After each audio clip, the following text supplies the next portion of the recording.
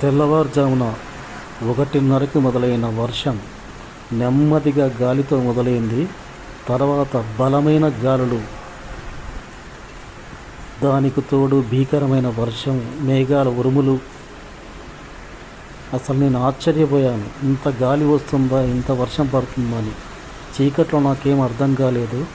దూరం నుంచి చూస్తే చూడండి, బండ్లు పోతున్నాయి.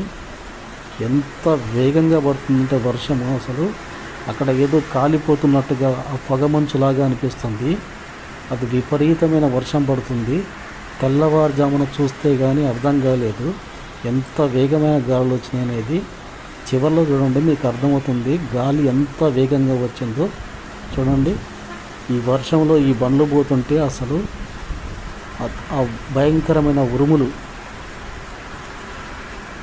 మంచు ఏదో పొగలాగా అక్కడ కనిపిస్తుంది.